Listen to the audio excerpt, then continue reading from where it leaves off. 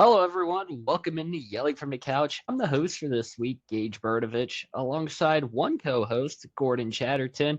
Two of three of us are here tonight. We're batting, 667, kind of good.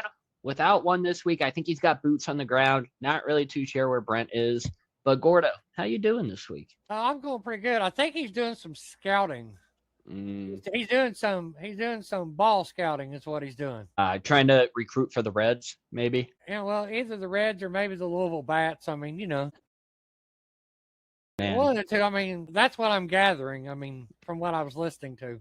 There's some interesting pictures that I think he's going to be watching, some batters. So yeah, well, the Reds could certainly use a little bit of help. Even though they took 2 of 3 from Houston this past weekend, I'm going to have you stop doing picks for the Reds here because I don't like when you do them because they always come out right, and it's hurting me for Pittsburgh.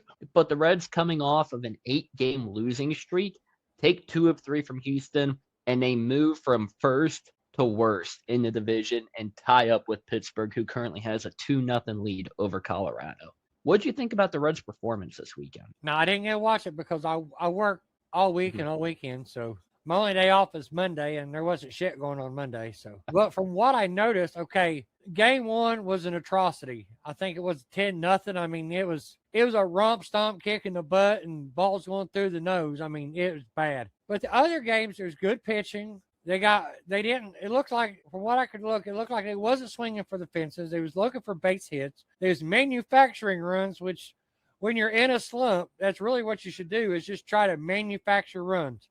Yeah. Steal bases, get base hits, get an extra base here and there. And that's what they did. And that's what they need to stick to. Don't get me wrong, they got power, but that's not the heart of their batting lineup. Base hits, getting on base, Ellie making a steal or two, every now and then hit one out of the park. But if you keep trying to swing it, you're eventually going to do pop fly, pop fly, pop fly, and that's just all it's going to be. So did you see today? I think it was today, maybe it was yesterday. Ellie De La Cruz, posting on some social media stuff with Scott Boras, maybe potentially not going to sign an extension with Cincinnati. Do you want him to come back? Are you okay if he moves on? How you feel? I would like to see him back because he's a pretty reliable bat, at least over half the time. Mm-hmm. I mean, he doesn't strike out a lot. I mean, he does do quite a few grounds in and double plays and pop flies. But if you make contact, anything can happen. But if he moves on, I've seen better players move on. I mean, that one year, we had good pitching and we let all three of the good ones go. But so, you know who will never be let go from Cincinnati, and that's your third baseman, Ke'Bryan Hayes. Well, as far as I'm concerned, y'all can keep him. As far as to be honest with you, I haven't been able to follow the Reds as closely as I normally do. Mm-hmm. My schedule just doesn't allow it. But if you're saying y'all can keep him, then he can let the door hit him with the good Lord split him on the way out. I mean. Yeah, I mean, he's not been good this year, He's batting 139 through 101 at-bats. Only 3 RBIs, 19 strikeouts to only 7 walks. So he's a free swinger. Yeah, he'll swing at just about anything. Oh, God, no. Let the door hit him with the good Lord split him. I mean, oh, my Lord. Danhausen needs to curse the pitchers that pitch against him. He needs to go, you are cursed. Maybe if they curse Ke'Bryan, he'll turn stuff around. Hey, anything's possible. Yeah. And then on the other side of baseball, Giants taking 2 of 3 from Pittsburgh this past weekend. Pittsburgh took the Saturday game, and they won it handfully, 13-3. The Giants winning Friday 5-2, and then Sunday in extra innings 7-6. Not much you can say. I mean, good pitching performance from both teams, starting pitcher-wise. It's the bullpen, especially for Pittsburgh, that just really, really kills. I mean, Justin Lawrence sucks. He needs to go. I think the only reason they keep him is because he's a lefty. And then Yohan Ramirez. He pitched every extra inning in the Sunday loss to San Francisco, and the guy has like a 4 ERA. Like, why are we putting this guy out when it's a big situation? You got stuff coming up. You need to win. You need to hold the Giants scoreless. And you're like, oh, what? We like this guy for some ungodly reason. Let's throw him out there. Put him out there for 2, 2.5 innings until he gives up the walk-off hit. Or sorry, it was actually Justin Lawrence who came in and gave up the walk-off hit. But still, either way, they both need to go. There's got to be people a la Trevor Bauer out there that you could sign and just throw him out there for an inning. Get an innings eater. He's not going to let up too much because right now, this bullpen is the demise of the Pirates team. They got good hitters. They got great starting pitching. They got great fielders. But, man, it's the back end. He was a Reds pitcher for a year, and he's one of the ones I said I've seen better have walk. I think he was 1 year. Johan Ramirez? No, Trevor Bauer. Oh, yeah.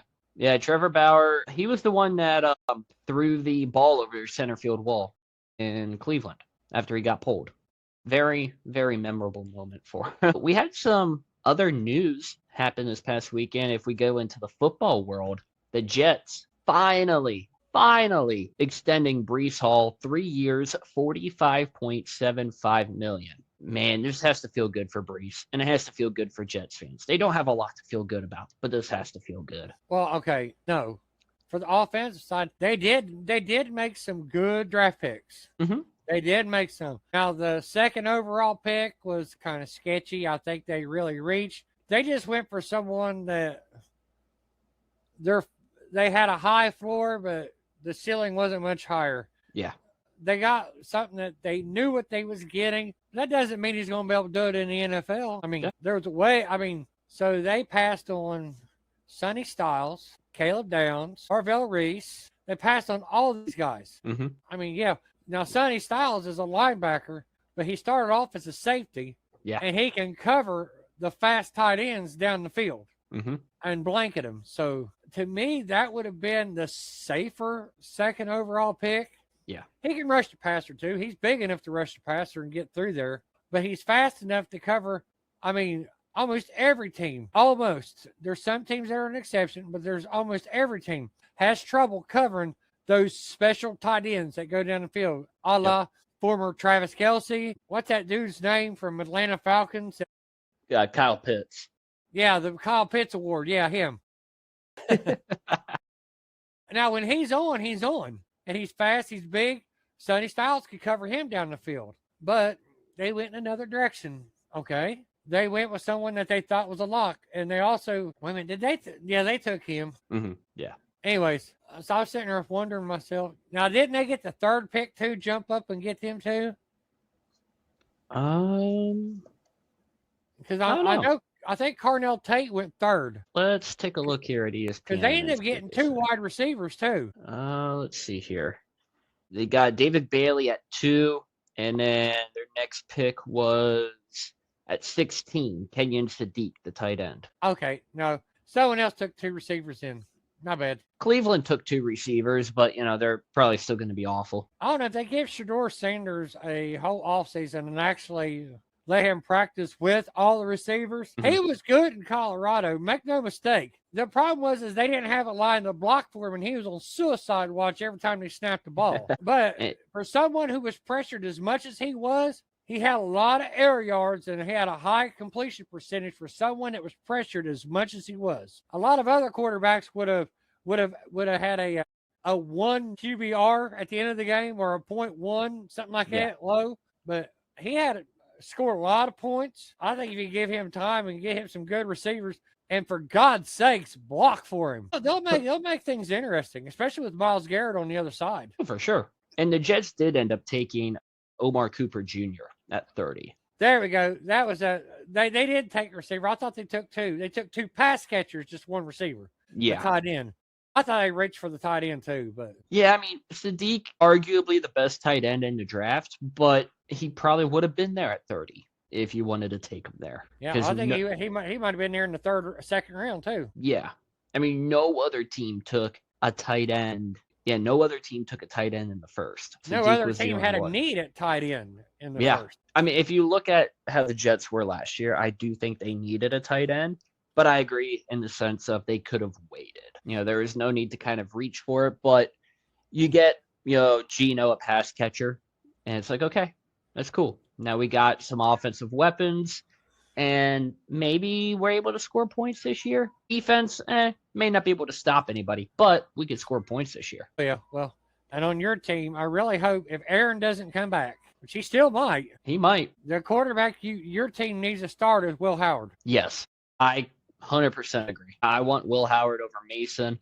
I want Will Howard over Drew Allard. I want Will Howard over, at this point, over Aaron Rodgers. But I also know Rodgers is going to give us the best chance to win now and look good while doing it, while Howard may take a year or two. Yeah, but Aaron Rodgers can read defenses better than any other quarterback I've ever seen. Oh, yeah. I mean, the best interception percentage. Yeah, I mean, and he can read defense, and he can draw you off sides, too. Oh, yeah. I enjoyed that for many years. I enjoyed it the couple times he did it this year. So I can only imagine how much you must have enjoyed it for, 18 years or however long it was. Well, I think 16. The first 3 he didn't play. Brett Favre was starting. True. Ain't that great? We had Brett Favre, then Aaron Rodgers. Now, Jordan Love's not bad, but he ain't nowhere near those two. No, but I also think that he still needs time to develop at the same time. Yeah, he needs an offensive line that's going to stay healthy all season. The year they did, we did good. Well, and he needs a pass catcher who isn't Romeo Dubes. Well, I think one of the biggest problems with Dubes is that he was mainly the only big target there for a while that was reliable because Jaden Reed and Christian Watson were both injured. Now we got Jaden Reed back and we re-signed him or extended him, and we got Christian Watson, and we got rid of, I think Dontavian Wicks is going and Dubes. Mm-hmm. Mr. I drop everything is going. Well, this is going to be the year where Matthew Golden, is he going to step up? I don't know. He took out one short little bubble screen. He took it 30 yards to the house because he wasn't going to be denied because every time he was open down the field, they didn't throw to him. So they gave him a short bubble screen, and he says, no, I'm getting in. I think he broke 4 tackles on the way to the end zone. He says, no, I'm getting in, damn it. And then we also got the NFL releasing the schedule this Thursday, May 14th. Have you seen any of the leaks come out yet of what we know is going to be the matchup so far? I know the Packers. I don't know when, but I know they're against the AFC East, the NFC South. I know all the teams. And then, of course, we're playing the Cowgirls and the Texans. So full leaks so far. Opening up week 1, we all know the Seahawks. It's going to be in Seattle. Wednesday, September 9th at 8:20. The following night, Thursday, down in Melbourne, Australia, 49ers Rams, 8:35 our time, which is like, I don't know, 6 in the morning over there or something like that. So that's going to be ridiculous. First Sunday night game of the season, September 13th, Cowboys at Giants, 8:20. And in the first Monday night game, Broncos at Chiefs, 8:15. Let's see here. What else we got? The first Thursday night game that will be on Amazon, because that Australia game is on Netflix. On Amazon, Lions at Bills, 8:15. That's going to be a good one. I'm excited for that one. That's going to be a good one. And then, let's see, week 3, September 27th, the Ravens versus Cowboys, 4:25. That game takes place from Rio de Janeiro. I'm glad Packers ain't playing there. I am too. I'm glad Pittsburgh's not playing there. I'm a fan of the international games, but at the same time, I'm not. Last time we played in Rio, that's when we played the Eagles in Rio, and Jordan Love was out for like 2 or 3 games, and he wasn't right all year. And he had a bad ACL sprain or ankle sprain, a high ankle sprain. Mm-hmm. And he was out week 2 and 3. Malik Willis played and won the games. Yeah. But he couldn't scramble for shit until we had the bye week, I think week 11 or 12. Mm-hmm. So he was a sitting duck back there, although we did make the playoffs that year. And we laid a smackdown on Dallas in Dallas, which was awesome. Which, I was going to say, that's always good to see. Oh, yeah. Oh, God. Yeah, for a team, that's like a Pittsburgh Steelers nemesis team that's not in your division. Yeah. Because you guys played in the Super Bowl quite a few times. Mm-hmm. I would say biggest nemesis outside the division, Dallas and New England. As a matter of fact, that last one y'all should have won, the one in the 90s. Yeah. Neil O'Donnell. I wasn't even alive for that one yet, and still don't remind me because I get flashbacks. Neil O'Donnell threw the ball to one cornerback, I think, twice. And there wasn't a Pittsburgh receiver around him. He just threw it right at him. I was like, what the hell? Uh-huh. Sports betting, even in the 90s. I'll tell you what, though, y'all had a legendary defense other than the steel curtain. But you had the best cornerback in history, and it wasn't Deion Sanders. Woodson. Rod the God Woodson. You had Cornell Lake. Yep. Yeah, one of the best safeties ever, aside from Ronnie Lott. It's insane how the Steelers defense has been good all these years. And in like the 2010s, they have a great offense with the killer bees, Ben, Brown, and Bell. And the defense is absolutely god awful. You got Artie Burns, who is your number 2 corner. There's a reason his last name is Burns. Just throwing that one out. And then moving on, week 5 and week 6, we got back-to-back London games, 9:38. Both of them, Eagles versus Jaguars and Texans versus Jaguars. Jaguars, their second home must be London. It is, because they always play once or twice there every year. Yeah. And then we go on to week 7, the Steelers versus the Saints. Sunday morning, 9:30 a.m. from Paris. That's going to be a good game for you to watch, but unless the Saints straighten up, it's not going to be a fun one if you're not a Steelers fan. Well, I got to actually wake up for that game. So we'll see. I know when the Steelers played the Vikings last year, and I believe it was Mexico, I did not wake up in time for the start of the game. I turned it on halfway through the first because I was like, oh my gosh, completely forgot about it. And week 9, we got the Bengals versus the Falcons at 9:30 a.m. from Madrid. And we know our counterpart is going to be enjoying that one, especially against the Falcons who, they got 2 at quarterback, sure. But I think the Bengals are going to mollywop that one. Thanksgiving games, don't really know yet. The only one we know is the Eagles at the Cowboys, 4:30 on Thanksgiving Day. And then the rest of them are just to be announced. So we're going to be looking forward to the rest of the schedule release this Thursday. Don't know what time. I'm excited. I'm excited to see the schedule release. I am too. I didn't hear you mention my team once, so my team is going to be all Sunday games. Well, there is a lot of to be announced on there. So the Packers might get an international game. They might get a Thursday night game. I have an international game. I'll take Thursday games. I'll take Thursdays, and they'll have a Thursday night game. But I'll be all right if they have a couple Mondays and a Thursday. I don't want international games. I don't blame you. Like I said, not a fan of international games, not a fan of waking up that early. And especially if your team loses, then you're just in a bad mood the rest of the day. I woke up early for this. Yeah, especially if it's a blowout, like 30-13. Well, no, I'd have just turned off TV and went back to sleep. Speaking of 30-13, there's a reason I pulled that score out, because for the UFL, I'm so glad Brent's not here this week. The Kings absolutely dominating my Defenders, 30-13. I don't know what happened. Like I said, was not here to watch anything this past weekend. I took a little trip, and maybe that's what happened. Maybe I put the Danhausen curse on DC by not watching them. But man, I was not a fan. I was basically no service where I was at. Every once in a while, you could pick up something or whatever.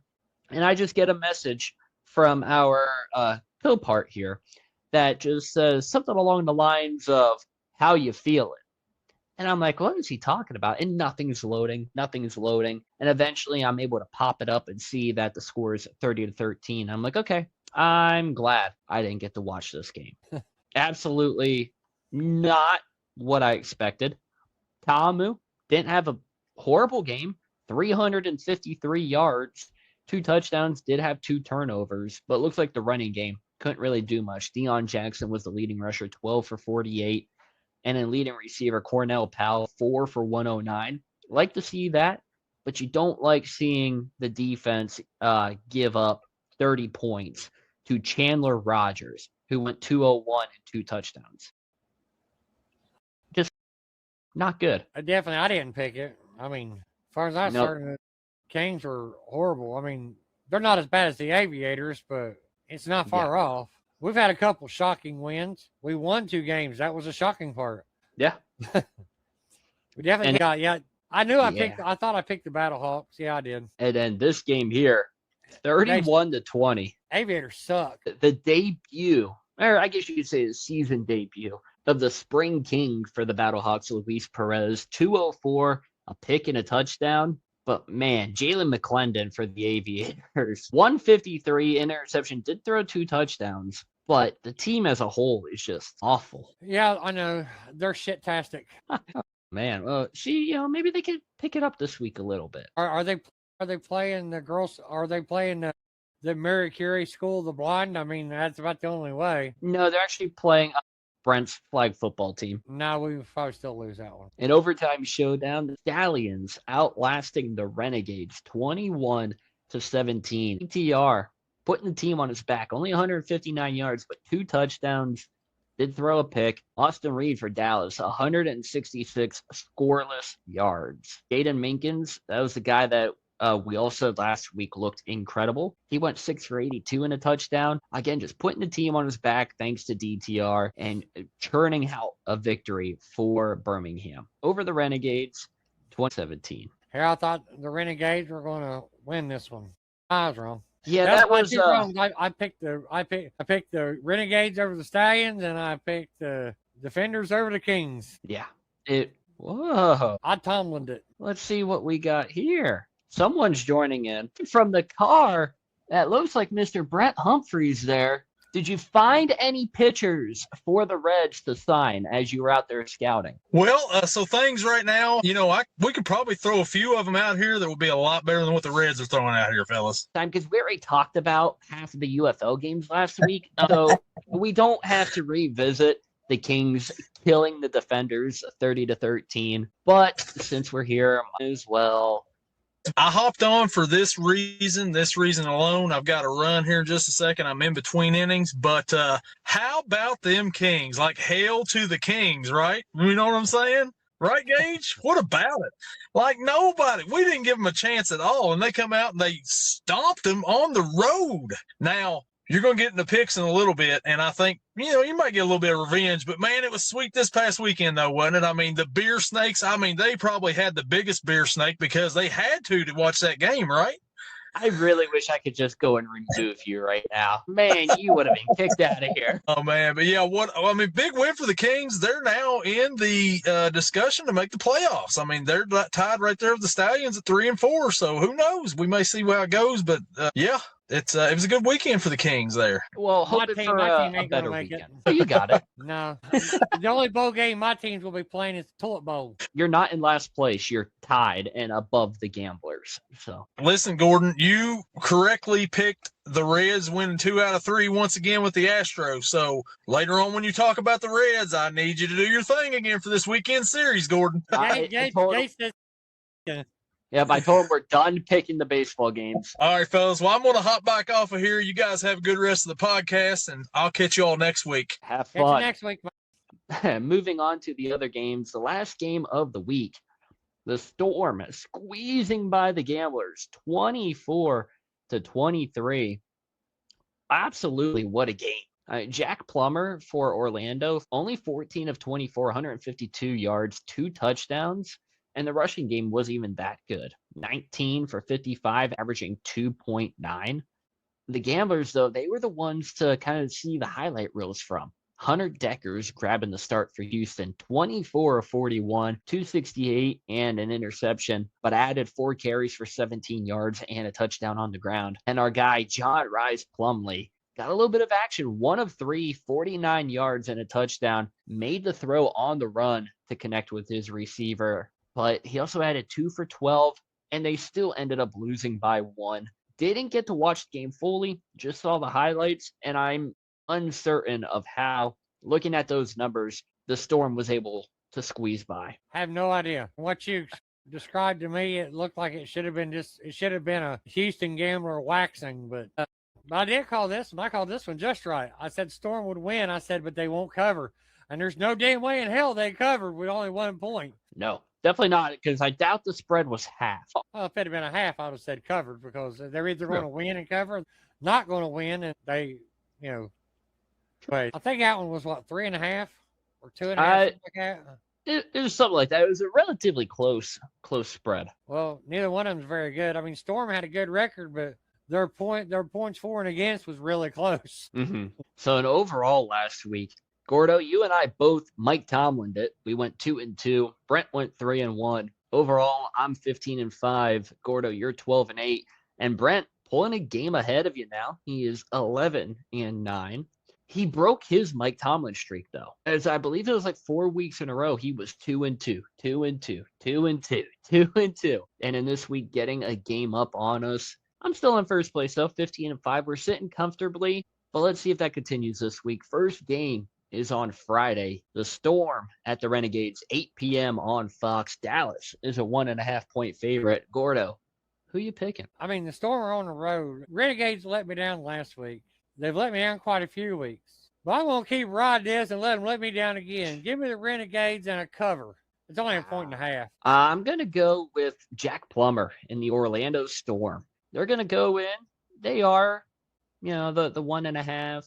I'm surprised the spread's not bigger, if we're going to be completely honest. But I am going to go with the Storm on this one. And obviously they cover the 1.5. And let's take a look here. Our guy Brent sent me his picks, and he's going to take a Renegades win and a cover. So you're going with Jack the Whack Plumber? Absolutely. All right. Jack Whack-a-Mole Plumber out here. I just call it Jack the Whack. And in the first Saturday game, it is a rematch. The DC Defenders head down to Louisville to go against the Kings after the Kings took them down last week. The game is at noon on ABC. DC 6-point favorites. Gordo, who you got? It's bad. I mean, playing a team twice in a row, we found out even the shitty teams, my team won in that scenario. So Defenders are too good. Last week was an abomination. Mm-hmm. Give me the Defenders and a cover. I like the way you're sounding there. I'm also going to take the Defenders and a cover. I'm going to say they win by double-digit points here just for a little bit of payback. And let's see here. We got a Defenders win, get revenge, but the Kings cover from Brent. So he thinks the Kings keep it close with that 6-point spread. Game number 2 on Saturday. The Gamblers traveling down to take on the Battlehawks. 3 p.m. on ABC. St. Louis, a 7.5-point favorite. One of the biggest spreads we've seen this season. Gordo, what you doing there? I think last week we saw 10, wasn't it? Anyways, I think there was a 10, but so this 7.5 might be the second biggest we've seen. It's still a big spread, especially with a team as bad as the Gamblers, but they did show me something last week. Mm-hmm. Give me the Battlehawks. But it's going to be close. The Gamblers will cover. They will, they will not lose by 8. All right. So then I'm gonna do my underdog pick of the week here. I like the way Hunter Deckers played last week. They're gonna get John Rice Plumlee in there a little bit. Give me the Gamblers here as the road dog, Jesse James. They go in to St. Louis and take down the Battlehawks, and obviously they cover the 7.5.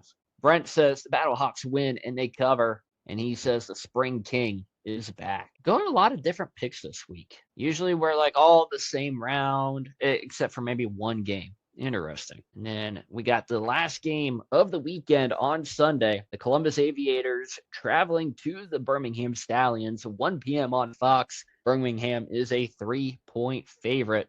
Gordo, where are you going? Well, if I pick against them, they win. If I pick them, they lose. Except for last week, I picked against them and they still lost. But give me the Stallions in a cover because I think the Aviators beat them before. All right, wow, going against the Aviators again. I think I'm going to do the same. I'm going to take the Stallions here. They're going to cover, obviously. And then I'm just trying to think here. DTR. I'm willing to throw out a prediction here for him because he's been playing pretty good here recently. I'm going to say over 255.5 passing yards for DTR. I got a prediction for him too. He's going to do a 1-and-1. He's going to have a passing and a rushing touchdown. Oh, all right. And from Brent, he says the Aviators upset the Stallions because they are the road dog, Jesse James. Oh, we got that in twice this week. We did. You didn't take one. What the heck? No, I was going... I did in a way, but not to win, but to cover. Fair enough. All right. And then other things that happened this past weekend, as we all said it last week, Clash happened. That's where this man right here, Danhausen, came into play. And this mini house over here, formerly known as El Torito, came into play. But the big announcement on the show, the John Cena Classic, a new championship belt, the Stars of Tomorrow versus the Stars of Today. Like I said, I didn't get to watch it, so I'm going to let you take it away, Gordo. Tell me about the John Cena Classic. What is it? What is going on? It's going the way he described it. It's going to be NXT. It's going to NXT versus the WWE stars. For example, you could have what's the dude's name? The champion down there now in NXT. Who is the champion down there? I don't watch NXT enough to know. he was like the mob boss there for a while. But anyways, Tony D. Tony D'Angelo. I feel so bad forgetting his name. I've been up since 4, so it's kind of going to happen. We'll give you a Like pass on it. Tony D'Angelo could face Randy Orton. Mm-hmm. I mean, it's going to be like that. You could have Joe Hendry versus one of the Vanity Club or the Vanity Project, whatever the hell they're called. You could have Ethan Page versus, because he's in WWE now. Yeah. You have Ethan Page versus, I mean, they could face other WWE stars or 2 NXT players, but more or less, I think everyone from NXT and WWE is eligible for it. And then the greatest part, the writers have nothing to do with who's going to win because you don't have to win the match to win the championship. It's voted on by the fans. Interesting. Because he said, you see someone you like and, they got a lot of hustle and they show respect to the business, which is what he's all been about, his whole time in his career, that you can vote for him. And if he gets enough votes, he didn't have to win the match, but he can still be the John Cena Classic champion. I think that's the best thing right there. So is this like a one-night event or is it like multiple nights? I think it's going to be a multi-time event. I think they're going to have it, at least, they should have, if they're going to do it and make a title belt for it, it should be, at least once a month. Mm-hmm. Well, that's going to be my other question. Like, is the champion then going to defend the title in like a normal match, or is it going to be like they also compete in the next John Cena Classic and it's kind of a rolling belt? Well, they'd have to, I mean, if that was the issue, you should have, okay, once that tournament's over with, you should have the fans vote for who they want to face them. Mm-hmm. And then when they have the match, no matter who wins, of course, the fans' votes is always going to decide who's the champion.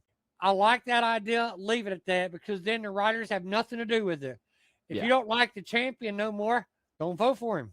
I mean, it's kind of like what I say. If you don't like a wrestler, quit booing them.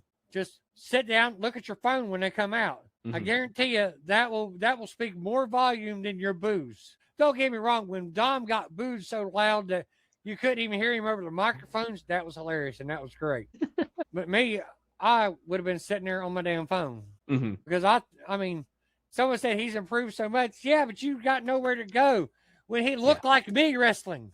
And I was close to 50 years old when he come in. 50, overweight, kind of out of shape. Well, I'm not out of shape. Round is a shape. And, get winded. Been a heavy smoker for most of my life.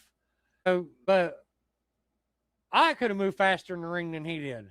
And that's bad. That's not saying a lot. I mean, I might have got up to my run record, runs 23 miles an hour. I might have got up to my 2.3. My run is most people's brisk walk. Speaking of the breakers, did you see about Scott Steiner's son? Oh yeah, he's about to join. He's going to go to Evolve. Oh, he signed with the Saints as a wide receiver. Really? Yeah, they signed him. He said if he didn't get signed, he was going to sign with WWE, start at Evolve and work his way up. Yeah, they just signed him. It was announced today. Yeah, May 12th. Yep, signed UDFA wide receiver Brock Rechsteiner, son of Scott Steiner, 6'2", 225 pounds. The kid is jacked. It doesn't surprise me when you look at his family lineage, but still, good God. By the way, and not to recircle the subject, did you watch Backlash? I did not, no. Do you have the ESPN app where you can rewatch it? No, I just watch it in a different means, we'll call it. Okay, I would watch it. There's a few matches on there. The Braun Breaker Seth Rollins match was good, except there was a lot of interference, which it's really getting old. Yeah. But the match of the night was the Tribal Chief versus Jacob Fatu. Mm-hmm. Roman cheated to win. How? I mean, I'm not surprised, but how? No, he's supposed to be clean. He's not supposed to do that no more. Jacob Fatu had him in the tongue and death grip. Mm-hmm. And, I mean, for the 4th time in the match. Yeah. And Roman Reigns went up there and pulled the top turnbuckle off and then slammed his head against the exposed turnbuckle against the metal.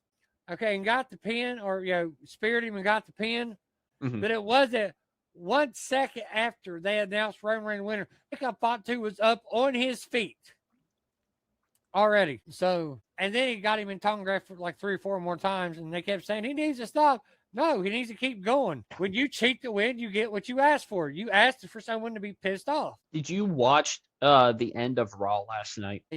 That's exactly how the last 10 minutes of that match went, except Well, like, for him hitting his head. You got Fatu and Roman just going at it in the ring. How long is it going to take for the security or whoever to come out to finally break these two apart? They're not going to. They suck.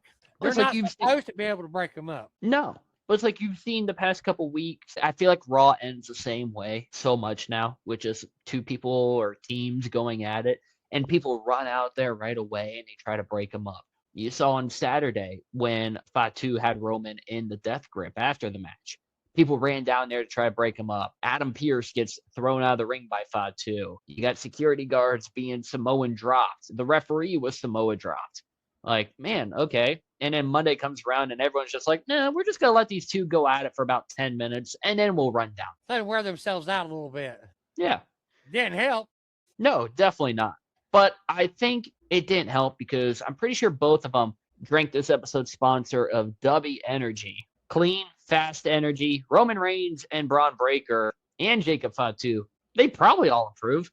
I don't know. Allegedly they did. Who really knows? But go to w.gg, use the promo code YELLING, save 10% at checkout. Use the link in the description of the YouTube video here. Be Dubby, be better. And back over to Monday Night Raw. That was just an insane. Yes, it was. But speaking of Monday Night Raw, let's speak about someone who didn't win the match but had another impressive showing on Monday Night Raw. Sol Ruca. Yes, she is incredible. She's going to be great if she isn't already great. I mean, her debut on Raw, I believe it was last week, she botched the Soul Snatcher, which whatever. But man, she came out firing this week and it looked phenomenal. And even turning the Soul Snatcher into a pinning combo for Io, that was perfectly timed and just everything about it was good. Yeah. Well, as far as the women wrestlers, okay, aside from the Queen, I know you think differently, but aside from the Queen, Io Sky is probably the best physically gifted wrestler For sure. in WWE. Yeah. And it's sad to say, the two best wrestlers in WWE are women. Mm-hmm. We got to think, though, Charlotte learned from her dad. Yeah. And Io Sky learned from Asuka. Mm-hmm. Now, Asuka's a good wrestler, too. Is Asuka done? I think they didn't say, they never gave anything. I think she just went back to Japan. She's just taking a break for a while. Okay. Because it was like they did the whole kind of celebration thing at the end of the match on Saturday, and then yesterday Asuka's there and tells Io like, "Oh, I'll see you later, goodbye," and stuff. I'm glad it was you, and then was gone. I think Yeah. she just needed a break for a while. Okay. She basically lost her best friend, so Yeah. Well, it's good to know that. Hopefully she'll come back. She'll probably come back to the Royal Rumble, I would assume. I Next still year. say the person that's going to dethrone Roman is Oba. I hope so. The Obafemi Open Challenge, it's week 2 of it, and you're already making it to where no one wants to come out, and he's Yeah. going back there and pulling out Humberto and Angel. And said not ready. I mean, don't get me wrong. I would like for Braun Breaker to answer the challenge. I think that would be a hell of a match. But they're both too good, and they got too weird of an aura. And the only way that could end is a disqualification. Yeah. And it probably would, because you would have the Vision interfering like normal. Yeah. Although Oba would kill him. I mean. Oh yeah.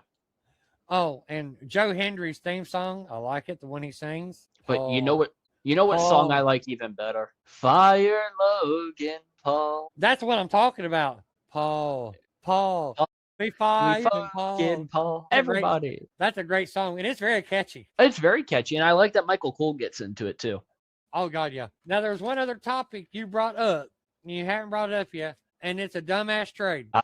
Yes. The Guardians must have needed a catcher so bad. Now, don't get me wrong. His catching stats are pretty good. He's a 2-time Golden Glove winner as a catcher. Okay, great. You're a good catcher. Not all catchers are, but his batting average so far this year is 1 with 1 home run, 5 RBIs, 2 stolen bases. How does a catcher steal a base unless it's a wild pitch? And his on-base plus slugging is 383. Yeah. What the hell? And you gave up a 29th overall pick, wherever that's at, first, second, whatever. First round, yeah. Just back end of it. And then you also gave up a prospect. Now, I had to look it up because I'm not real familiar with the prospects. And Matt Wilkinson, they call him the tugboat. Is he that big? I don't know. He used to be a tugboat in wrestling, and he weighed about 450 pounds. Then he changed his name to Typhoon. He was a member of the Natural Disasters. He tagged with Earthquake and Typhoon. This guy weighed 900 pounds. Jesus. Earthquake was about 450. This guy is pretty big. Matt Wilkinson, 23 years old. I don't know his height because I don't know why it wouldn't show me that. But he weighs in at a whopping 270. Okay, big dude. Big dude. Yeah. Good grief. Let's see if we can get his height here real quick because that is incredible. He's got to be like 6'6", maybe. Yeah. Later on, look, this is before your time. Look up a picture of Earthquake and Typhoon, the Natural Disasters, when they were wrestling. The Natural Disasters? Yeah, Natural Disasters. They were WWF Tag Team Champions for a while. So this guy... Earthquake and Typhoon. This guy, now, I'm going to stick with the 270 because that sounds better. Baseball Reference has him listed as 250, but they have him listed at 6'1". Jesus Christ, he's short and stubby. I mean, he's not short. I mean, I'm only 6 foot. But to be that big, well, no, wait, what am I saying? Scott Steiner was like 6'1" and like 300. Yeah, but Scott Steiner's jacked. This guy is not jacked. Oh, man. But yeah, the Patrick Bailey in 383 career games in the majors, only batting .224, which includes a 146 average this season. Well, when I looked it up, it said .224 career, 22 home runs, 154 ribbies, 8 stolen bases in his career. And his on base plus slugging percentage was 609, something like that. It's just awful. But you gave up a prospect and a pick for someone who can't hit the ball. Yeah. Now looking at it, Cleveland still has the number 19 pick this year. So they didn't give up their best first round pick, but they did give up a first round pick. But now he must be good at calling games from behind the plate. Oh, yeah, he's great defensively. He's great just game caller. But when it comes, you got the ABS this year. So the need for a defensive catcher isn't as there. Obviously, you still need it. You still got to throw people out. They still got to be able to call a game. But the framing aspect isn't there anymore. They don't need it. Well, unless the catcher they got really has been terrible at calling games. Because, I mean, the Reds, at one time, when they was at their best in their shitty years here recently, except for last year, had a catcher, Brent's wife loved him, Tucker Barnhart. He was called such a good game. He made every pitcher look like if he was great, he made you look like a face. If you was shit, he made you look average. If you was Cody Reed, there wasn't a thing he could do for you. Just saying. But, I mean, he called a great – there's a game, there's a pitcher. I thought there was no way in the world that this guy was going to make it past 3 innings and not give up 17 runs. He made it 6 innings and only gave up 1 run. Dang. Because Tucker was calling the game. Yeah. He basically hold his glove up and say, do like this, say, I need you to pitch inside, but have it go down like this and all over the fucking place. The guy was doing it, and batters were just swinging and missing. I think he had a good memory about who was coming up and what their weakness was. He was calling it. And then I think he either got traded or retired or something, or just gave up or got cut and no one else picked him up. Because he had some good games, but overall his batting sucked. Hey, call it like it is. But wild pitches did not get past him very often. No. And that's one big part of the what am I trying to think of? The defensive game. You still need that. So some catchers are just not good at it. Yeah. Looking at this Matt Wilkinson this season so far, he pitched in the World Baseball Classic for Team Canada. 2 2/3 scoreless, 4 punch-outs, 2 walks, faced 9 batters. That's all he had. This season, down in AA Akron, a 1-2 record, but a 1.59 ERA. Started 6 games, 28 1/3 innings pitched, 36 strikeouts to only 9 walks, and one extra base hit given up. Giants are going to call him. He's going to come up. He's going to. He's only 23, so it's going to be interesting to see if he gets called up this year. When? I would say probably after the All-Star break. That's what I'm thinking too, especially if they go through the trade deadline. Maybe they offload like a Robbie Ray or something like that. They need someone to take a spot. There you go. You got someone down there who's been dealing so far. Yeah, I mean, move him up AAA, see how he does, give that slow progression to more skilled hitters. And if he continues to do that, call him up. Just put him in as middle reliever. You put him in the 5th inning. Okay, if he's not having a good game, pull him after the 5th inning or before the 5th inning's over. So, okay, practice a little bit more. We'll try it again in a couple of days. Yeah, and then continuing our talk for baseball, probably my least favorite part of the show right now. We got the magician over here picking the Reds at the Guardians this weekend. What are you thinking? What are the Reds going to do? And are they going to be in last place still after the weekend? Is it it's a 3 or 4 game series, or is that a 2 game? Oh, let's take a look. Sometimes they only do 2 games with Guardians. Let's see here. We got 1, 2, 3 game series from Friday to Sunday. Who's pitching for the Reds? They are to be determined right now. Okay. I can tell you it will not be Chase Burns, Nick Lodolo, or Brady Singer. They just pitched. Yeah, Brady Singer. Actually, Singer's pitching today, so he might pitch on Sunday. Lodolo goes tomorrow, and Chase Burns goes on Thursday. I think they're going to continue. They'll take 2 or 3. Oh, okay. As long as they continue not swinging for the fences, manufacturing runs, as long as they keep that up, they're going to hit a home run every now and then. I mean, that's just a given. Yeah. Because Ellie De La Cruz is all power, and I really wish he would start hitting the ball in gaps because he's fast. Mm-hmm. He probably have more luck, but give me an 80% chance at a sweep and only an 80% chance at winning the series. There's a 20% shot of a sweep. Okay. But I don't think the Guardians will sweep them. And what do you think then? I mean, it's just the beginning of the week. We got the Nationals at the Reds right now, top of the 7th.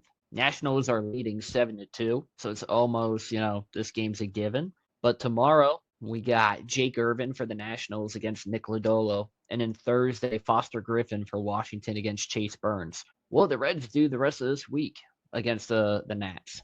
Man, I'm not good at picking during the week. Darn it. I thought I'd be able to get you to slip up a little bit. Brent's never asked me for during the week. I went on the weekend. Well, we're also recording this a little bit earlier. I didn't know if maybe you'd be like, oh, no, they're going to sweep the Washington Nationals. And, we'd be able to break your streak because that's not going to happen. Okay, no guarantees, but I'm just going to make a pick, but it's not going to count because it's not on the weekend.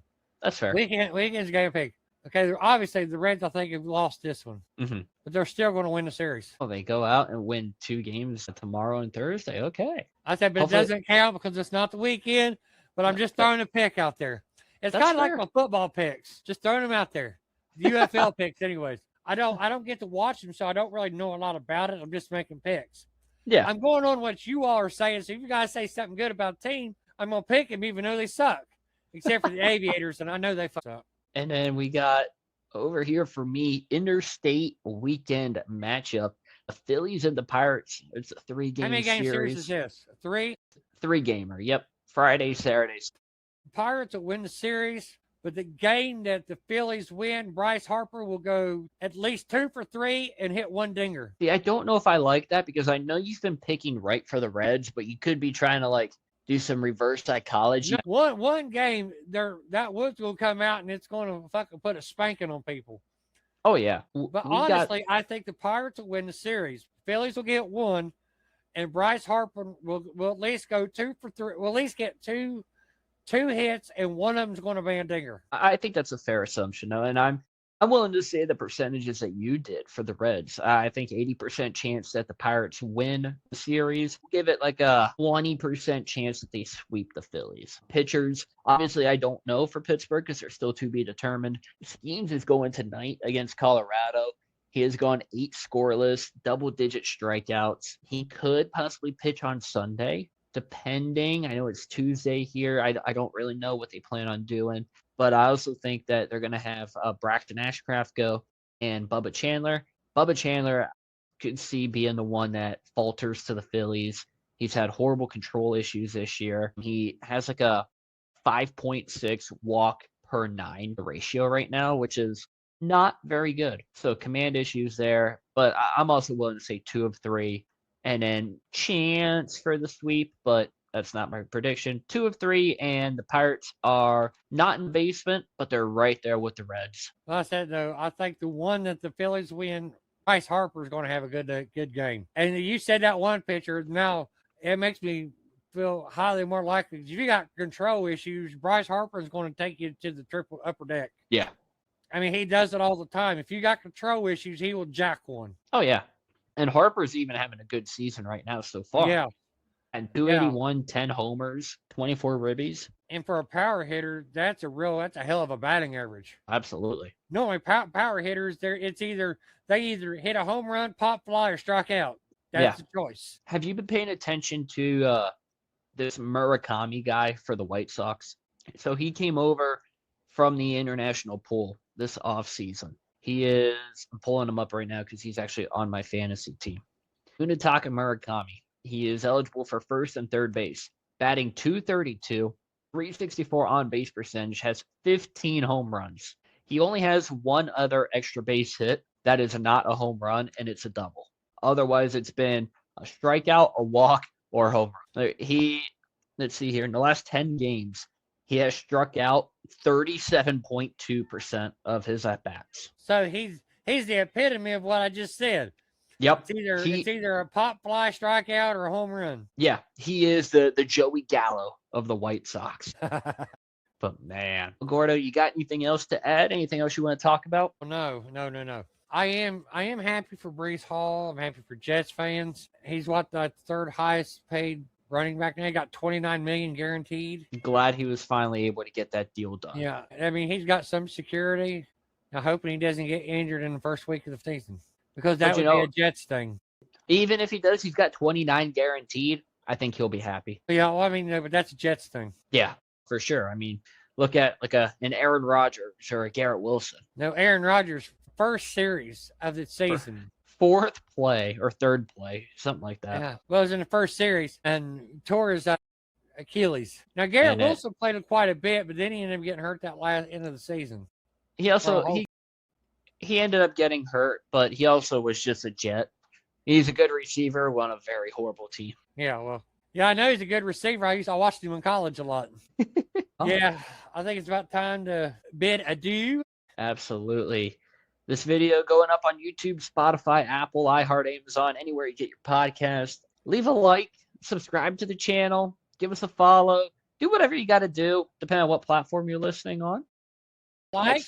Leave a comment, tell your friends, share. Or everyone loves to share. Otherwise, you are cursed.